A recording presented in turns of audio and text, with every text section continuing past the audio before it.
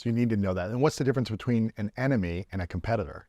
Competitor is logical. Like, for example, you know, we're competitors, but you don't drive me. I don't drive you. Right. Like, you're not an enemy to me. I'm not an enemy to you, but we're competitors. So, hey, what do your data look like? What's looking like? Let me see what you're doing on Social Blade. What's going on with this? What's working for these guys? Do you notice how they're doing this?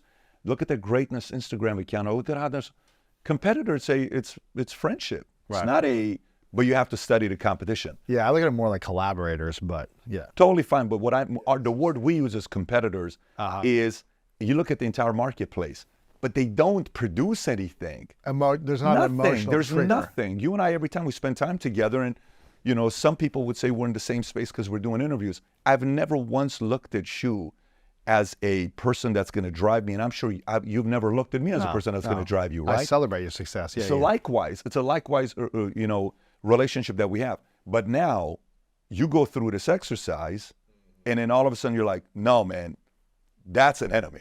I remember one time I'm 25 years old, 24 years old, we're in Glendale at this Christmas party, and my dad and I are there, and while we're at this Christmas party, one of my dad's relatives makes a condescending remark to my dad.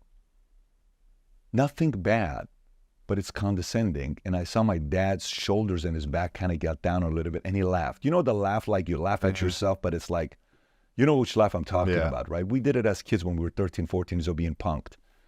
And I look at the guy in the face. It didn't feel good for him. Oh, no way. I look at my dad and I'm like, and I look at that man and the level of rage I felt here, I can't describe you. So I look at my dad and I said, Dad, we're leaving. So what are you talking about? I said, we're leaving. Wow. So what do you mean? I said, we're leaving. We're not going to be here. We got to go home right now. He says, you're not going to leave. We're here. We just got here. It's Christmas. I said, Dad, I'm telling you right now, we're leaving. We're fighting. Eventually, it's so bad that we have to leave. So we tell everybody we're leaving. The walk to the car, we're fighting. We get in the car, we're screaming at each other. I said, Dad, that man can never talk to you like that ever again. I said, number two, I brought my sister and my brother-in-law over to the house. I said, they're going to have to kill me, but the world's going to know your last name. Wow. The world is going to know your last name. Do you know that's when I started working 80 to 100 hours a week? Wow. I dropped clubbing. I dropped everything. I said, the world is going to know your last name. You've been such an incredible father to me. Without you, I wouldn't be the man that I am. Who the hell is he to talk to you like that? It's game over. Do you know that scene from 20 years ago till today still fires me up? Do you know that? Man. And by the way, I've told this story multiple times. I've heard it, yeah. Still fires me up till today. So that's your enemy. My enemy is, my dad was you know how certain people, you can use the word sweet?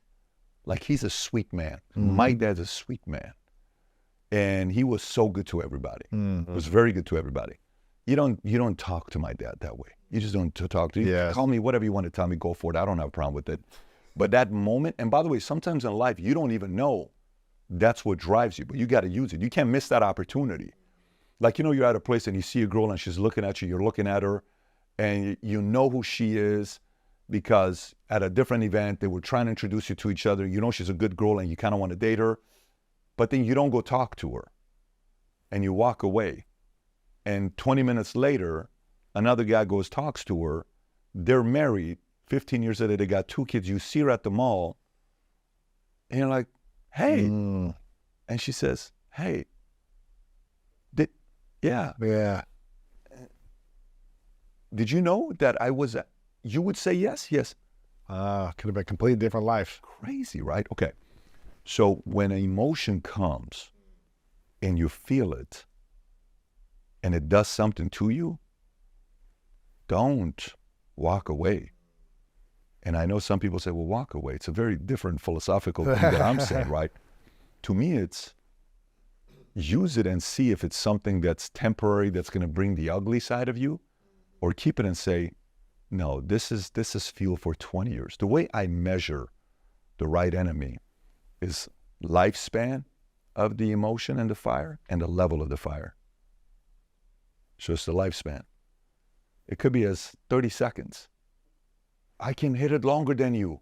I did it. It's gone. Yeah. But then it's a level 9.5 for 20 years. You're part of the lucky few. If you read Elon's book, I don't know if you read Elon's book. You read Elon's book, I haven't yet, no. Walter Isaacson, you will realize why this guy's as driven as he is. Really? Oh, no question about it.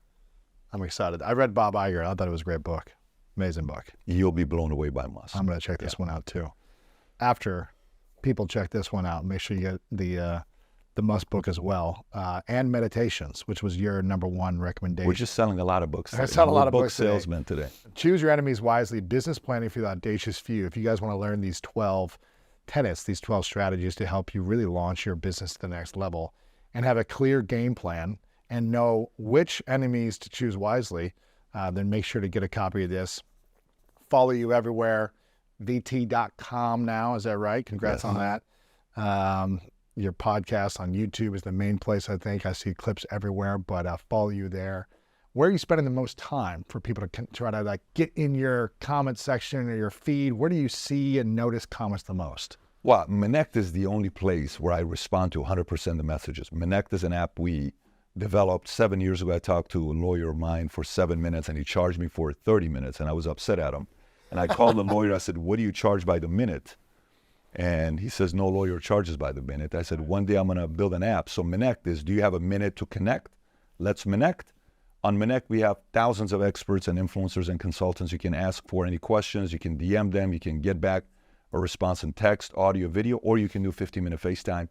If you Connect me, 100% I'm responding back to you. Really? Yep. Wow. How much does a Connect call with you? It varies. If you want to do a text, a video call, or FaceTime, it varies. And there's a bunch of guys on there that you can Connect. Like we had a guy came in, he asked 20 different real estate experts the same exact question, and they all gave different strategies. And he took that as like, okay, this guy's winning, that guy's winning, this could work in my market.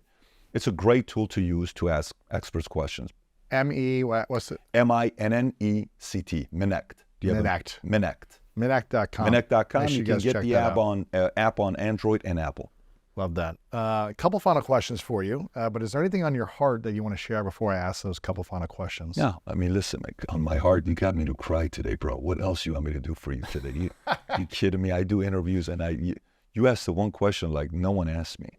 My relationship with God. I don't think I've ever seen you cry in an interview. No. God to me is a very emotional place to go. It's life-changing for me there. I don't cry about it. But that one area, man, you hit it. Oh, man. Yeah. I wasn't trying. I was just curious. Listen, you know? It was a great conversation. It wasn't a strategy. It was just curiosity. I've asked you about your 3 truths before, so I want to not ask you that this time. Maybe the next time around, I'll see where you're at with that. But I do want to ask you about something that is on your heart, which is God. And say you get to live as long as you want and live all these dreams that you have. And you're 85 and then you're 105 and however long you extend your life. Mm-hmm. You got the family there. You got everyone, with you. You got the annoying in-laws, whatever it might be. They're all there, but you're having this dream life of yours. And you're looking back and you're realizing all that you were able to create, accomplish, overcome, reinvent, all these different things that you did at every stage and season of life. But then it's over. And you meet your maker. What are the 3 things you hope God would say to you in that moment? I'm proud of you, right? I'm proud of you. He's probably going to critique me and say that one time or that 2 times or that 3 times or that one time you did this. But what do you hope he really says? It's really I'm proud of you. I'm proud of what you did with your life. I'm proud of the example you did your best to set. That you didn't waste the time here, you were able to enjoy it. It's very important to also enjoy it, because you can't just be in grind mode and not enjoy. So many things to enjoy. We sometimes forget to do that as well. But yeah, it's simply good for you.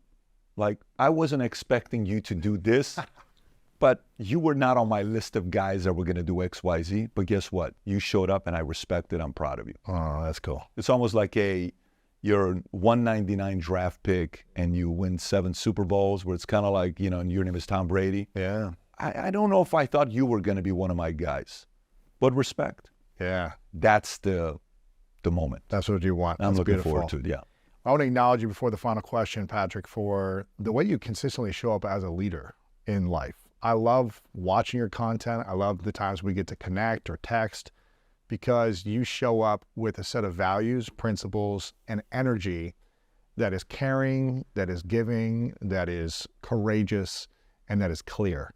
And I'm just grateful for the example that you set for myself and so many people to just watch, to learn from, and to gain value from. So I'm grateful for you. I'm grateful for you leading the way, and I appreciate your wisdom constantly. It's a lot of fun, and I can't wait to have you back on in the future. Appreciate you. Of Very course. kind words, man. Yeah, of course. Final question, what's your definition of greatness? Definition of greatness. It's the same for me. It's been the same for me for, I want to say 15, 14 years. It's purely alignment. Like if you are living, if your life matches your values and principles, I think you're experiencing greatness. So you first have to figure out your values and principles, what it is, and then your behavior on a day-to-day basis on everything you do matches that. The more that sometimes we go out of whack and we kind of lose ourselves and we come back in, but the goal is to make those two be as aligned as possible. I've found myself when that's out of whack, I am bitter and unhappy. And I have found when those two are 100% aligned, I am at peace. Yes. And very happy. Yes. So I would say alignment. PBD. Appreciate you, man. Thanks so much. My man, appreciate you.